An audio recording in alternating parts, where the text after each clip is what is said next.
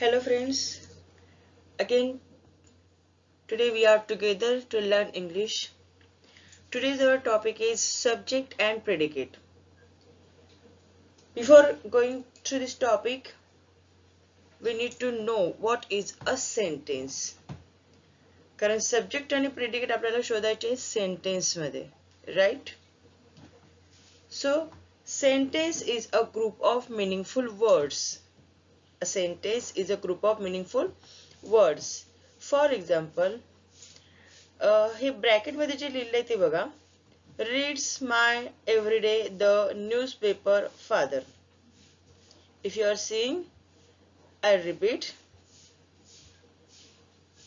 Reads my everyday the newspaper father. Okay. वरती आपण definition पाहिली आहे की a sentence is a group of meaningful words. बरोबर आहे. मग हा ग्रुप आहे ना एक. Yes. हा group of words आहे. So should we call it a sentence? No. These are all the jumbled words put together. No doubt it is a group, but it doesn't derive any kind of meaning. कुठल्याही प्रकारचा meaning त्यामधून निघत नाही. Look at this sentence now. We have formed out of all these words. My father reads the newspaper every day. My father reads the newspaper every day. Now, this is a sentence that gives us a certain meaning. एक निश्चित प्रकारचा meaning आपल्याला याच्यामध्ये मिळतो आणि म्हणून आपण याला म्हणणार sentence. तर sentence म्हणजे काय? A sentence is a group of meaningful words. अर्थपूर्ण शब्दांचा ग्रुप, एक समूह म्हणजे होईल sentence. दोन तीन सेंटेन्स पुन्हा लिहिलेत एक्झाम्पल म्हणून. He is a brave boy. She has a chain of gold. Right? She has the chain of gold.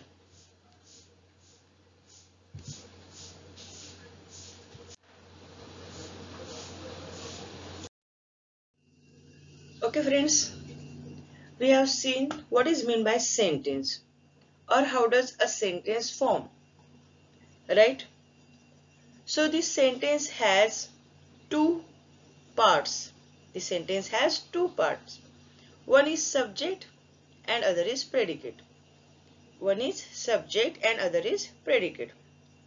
Now what is meant by subject or who is the subject in the sentence? Subject is the name of person or a thing. It is a name of the person. कोणी एखादा व्यक्ती असेल किंवा एखाद्या वस्तूचं नाव असेल जी त्या sentence मध्ये कार्य करते. It works. It is doing its action. Action करत आहे त्याला आपण म्हणणार आहे subject. मग आता predicate म्हणजे काय? Predicate means what we say about that person. आपण त्या पर्सन बद्दल काय बोलतो, काय अधिक माहिती देतो त्याला म्हणायचं predicate. ओके. सब्जेक्ट कसा ओळखायचा सेंटेन्स मध्ये हे दोन प्रश्न विचारायचे. हु आणि व्हॉट. हु म्हणजे कोण, व्हॉट म्हणजे काय. व्हॉट म्हटलं तर तुम्हाला थिंगचा सेन्स येईल आणि हु म्हणजे पर्सन. राईट. प्रेडिकेट कसं ओळखायचं? Verb or helping verb. बघा आता हे सोपं आहे. वर्ब ओळखायचा सेंटेन्स मधला किंवा त्याच्यामध्ये हेल्पिंग वर्ब दिलेलं असेल तर त्या वर्ब पासून पुढचं सगळं प्रेडिकेट असतं. म्हणजेच त्या वर्ब पासून किंवा जे हेल्पिंग वर्ब आहे त्या हेल्पिंग वर्बच्या पुढे येणारा सगळा जो पोर्शन असतो तो असतो predicate.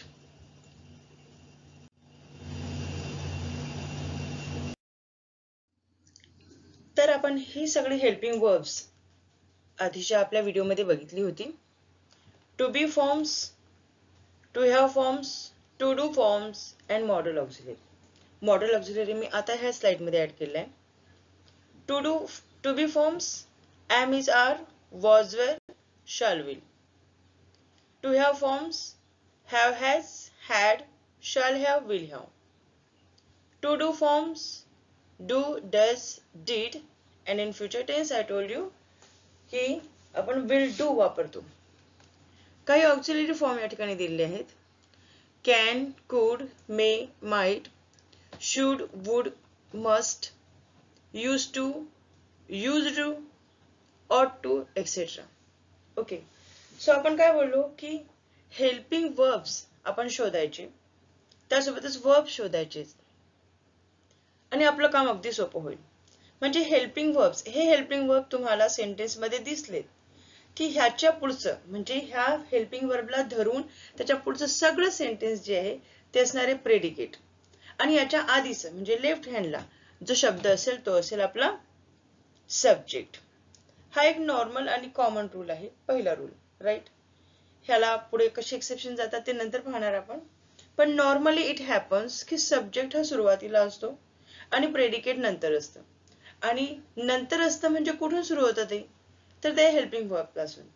Either you have to find out helping verb तर सोपं होईल, or you have to find out the verb form. जो वर्ब असेल तो फॉर्म तुम्ही शोधला तरी तुमचं काम सोपं होईल.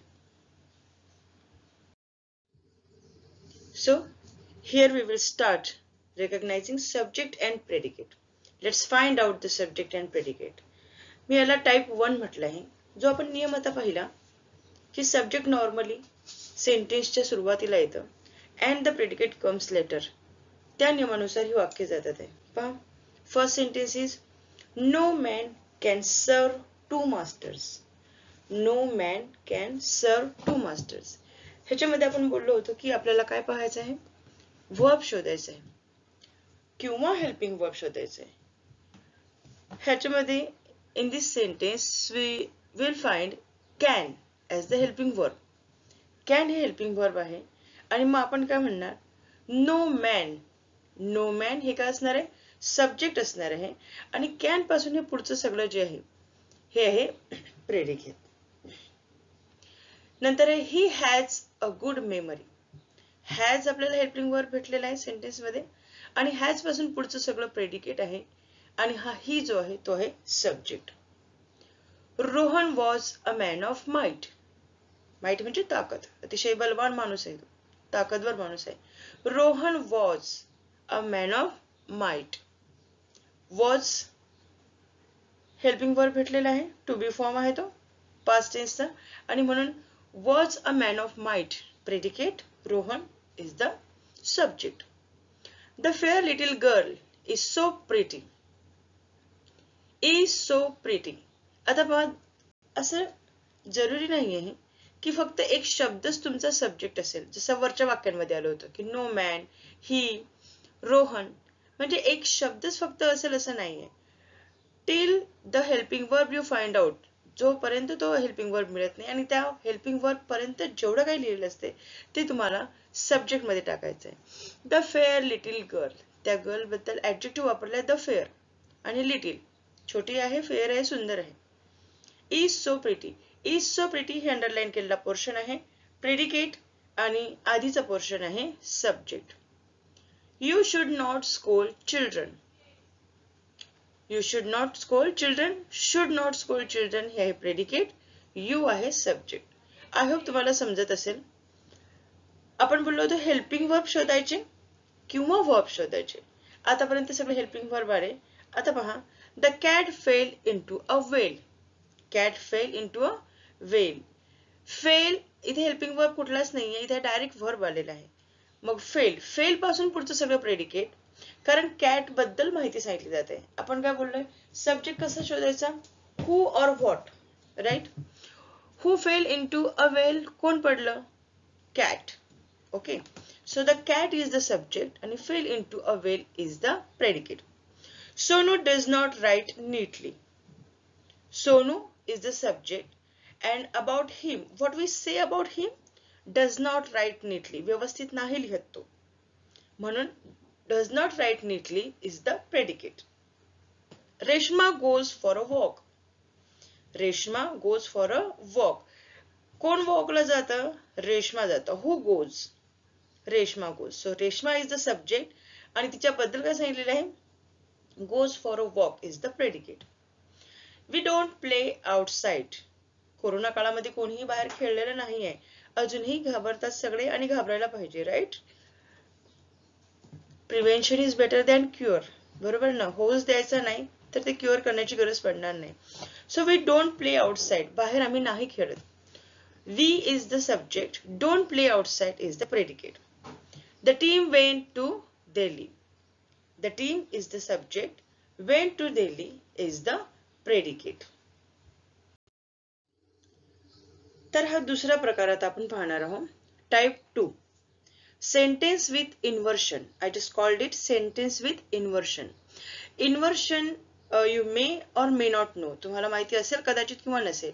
इन्व्हर्शन हा एक फिगर ऑफ स्पीच आहे ज्याच्यामध्ये सेंटेन्स ऑर्डरची चुकवलेली असते. It's not jumbled words, jumbled words नसतात ते. जे सेंटेन्स ऑर्डर आहे ती चुकवलेली असते. म्हणजे सब्जेक्ट पाठी जातो आणि जो प्रेडिकेट आहे तो सुरुवातीला येतो. पहा, the subject of a sentence usually comes first. Sentence मधला जो सब्जेक्ट आहे तो सुरुवातीला येतो. But occasionally it comes after the predicate. बऱ्याचदा किंवा काही वेळी तो प्रेडिकेटच्या नंतर येतो. आता प्रेडिकेटच्या नंतर येतो म्हणजे प्रेडिकेट सुरुवातीला येतं आणि सब्जेक्ट नंतर येतो. बरोबर आहे. फॉर एक्झाम्पल पहा, 2-3 उदाहरणे दिली त्या ठिकाणी. Here comes the bus.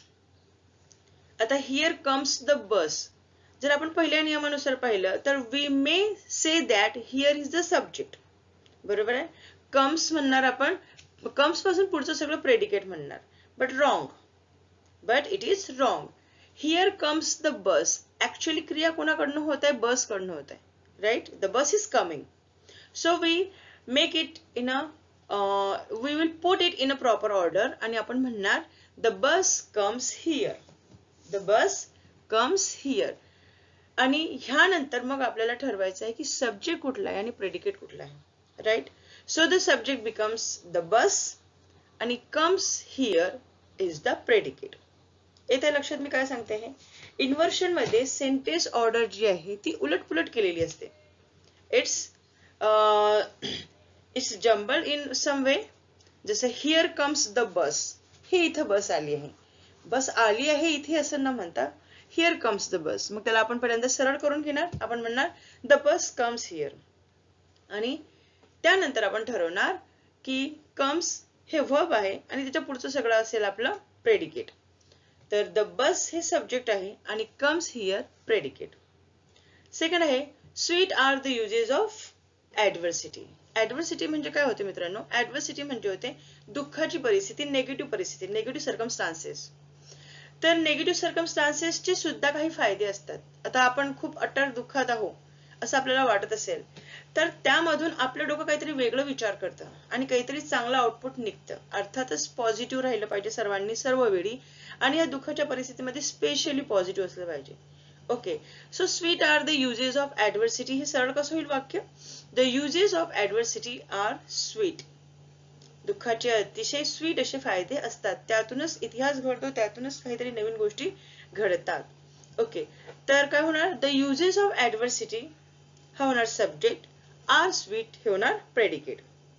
Third is a barking sound the farmer heard.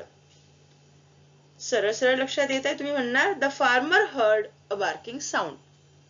म्हणजेच द फार्मर हा सब्जेक्ट होईल आणि हर्ड अ बार्किंग साऊंड हा होणार predicate.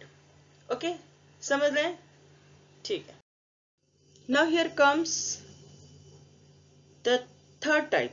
Type 3, imperative sentence. If you will get imperative sentence and you will have to be asked to find out subject and predicate, what will you do? Imperative sentence म्हणजे काय? A sentence that begins with verb. आपल्याला लक्षात राहण्यासाठी आपण definition बनवून ठेवायची. A sentence that begins with verb. Verb ने सुरू होणारं वाक्य म्हणजे imperative sentence.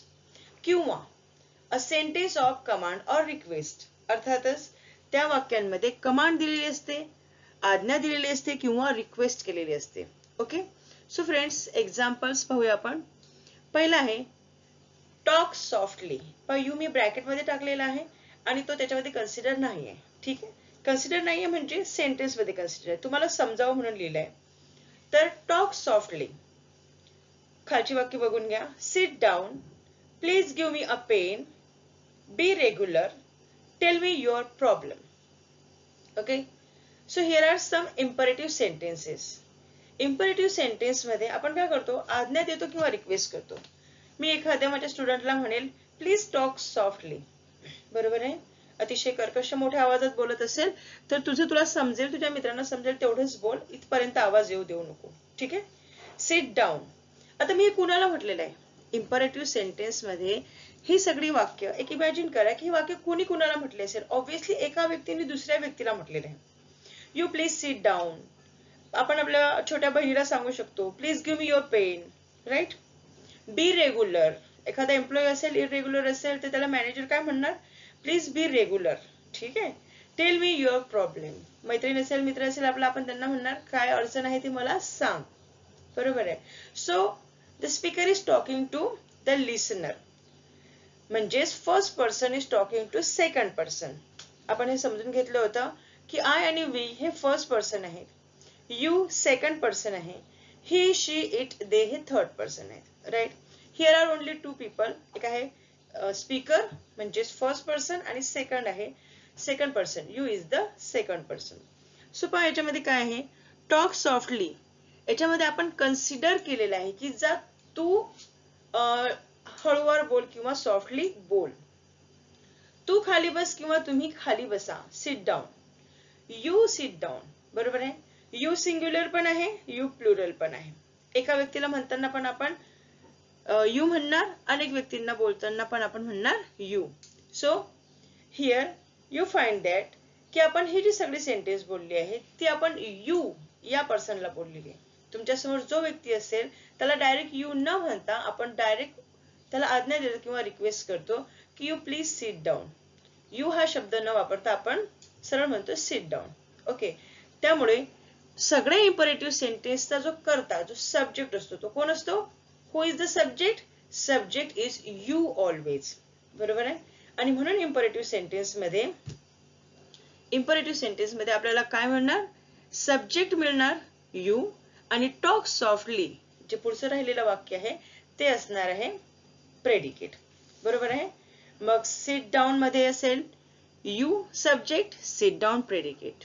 Please give me a pen मध्ये असेल यू सब्जेक्ट आणि please give me a pen हे असेल predicate. Like this. Be regular आणि tell me your problem. So you will be the subject of imperative sentence आणि जे sentence दिलेले असेल तुम्हाला ते पूर्णच्या पूर्ण सेंटेन्सेस असेल प्रेडिकेट. ठीक आहे. Here are some sentences. पहा ऑलरेडी मी त्यांना सब्जेक्ट प्रेडिकेट मध्ये डिवाइड केलेला आहे. One of the children is sick. One of the children कसं फाइंड आउट केलं आपण प्रेडिकेट याच्यामध्ये, is. First somewhere students right one of the किंवा वन असं काहीतरी सब्जेक्ट लिहितात आणि मग पुढचं सगळं प्रेडिकेट. नाही, we have to find out verb or helping verb. ह्याच्यामध्ये काय आहे, हेल्पिंग वर्ब आहे इज, म्हणून आपण म्हटलं one of the children subject, is sick is the predicate. Okay. Jigar waved at his hands. Waved at his hands predicate and जिगर हे आहे subject. The magic will start at 4 o'clock. Sorry, the magic show will start at 4 o'clock. Magic show 4 वाजता सुरू होणार. Will start helping verb आलेला आहे will. Will पासून पुढचा आहे predicate आणि आधीचा आहे subject. The magic show is the subject. Please put the storybook back in its place. मी ते ब्रॅकेट मध्ये लिहिलंय यू म्हणजेच तो तिथं कन्सिडर्ड आहे, लिहत नाही आपण, तुम्हाला समजण्यासाठी लिहिलंय की हे इम्परेटिव्ह सेंटेन्स आहे, बरोबर आहे. Please put the story book back in its place. Put हे वर्ब आहे, वर्बने सुरू झालेलं वाक्य आहे, so it is imperative sentence. आणि इम्परेटिव्ह सेंटेन्सचा सब्जेक्ट कोण असतो तर तो असतो यू. त्यामुळे सब्जेक्ट असणार यू, प्रेडिकेट असणार please put the story book back in its place. नंतरचं आहे you may bring your dog tomorrow. So you is the subject, may bring your dog tomorrow is the predicate. We watch in amazement in magic show. आम्ही magic show मध्ये अतिशय आश्चर्यचकित होऊन बघितलं. So we is the subject, watch in amazement in magic show is the predicate. Okay, आता काही रिव्हिजनची वाक्य आपण दिली आहेत आणि ही रिव्हिजनची वाक्य तुम्ही व्हिडिओ पॉज करून स्वतः सोडवायची, बरोबर आहे. आणि याची उत्तरे नेक्स्ट स्लाइड मध्ये तुम्हाला मिळालेली असतील. पण सुरुवातीला तुम्ही ही स्वतः सोडवायची and then you just tally your answers with the answer key, right? Revision बघूया. She slipped down. Sentence I will read only. तुम्ही स्वतः ठरवायचं सब्जेक्ट कुठला आणि प्रेडिकेट कुठला. So successful was the operation. The name of the school was not visible. We are going to our village. A grain of camphor affects the heart of an animal. A barking sound the shepherd hears. He had a very strong will. The pieces of glass glittered in the sun. Speak sensibly. The singing of the bird delights one. Here you will pause your video, solve the sentences, find out the subject and predicate, and then you will just tally your answers in the next slide. चला तर मग let's find out the subject and predicate. I hope तुमचे answers बरोबर असतील. पुन्हा एकदा check करा. पण प्रत्येक वेळी असं करत चला. मी तुम्हाला अशाच पद्धतीने प्रश्न वेगळे आणि उत्तर वेगळे देत जाणार. पहा, शी स्लिप्ड डाऊन. सब्जेक्ट इज शी. इथे रेड मार्क मध्ये असणारे सगळे जे शब्द आहेत ते असतील आपले सब्जेक्ट आणि रिमेनिंग असेल predicate. She slipped down. Slipped down is predicate. So successful was the operation. The operation was so successful. म्हणजेच the operation subject. The name of the school was not visible. The name of the school was not visible. Subject. The name of the school was not visible. Predicate. We are going to our village. We, subject, are going to our village. Predicate. A grain of camphor affects the heart of an animal. A grain of camphor, subject, affects the heart of an animal. Predicate. A barking sound the shepherd hears. पहा, ते jumble केले inversion sentence आहे. सरळ त्याला आपण करूया. The shepherd hears a barking sound. The shepherd, subject, hears a barking sound. Predicate. He had a very strong will. He is subject, had a very strong will. Predicate. The pieces of glass glittered in the sun.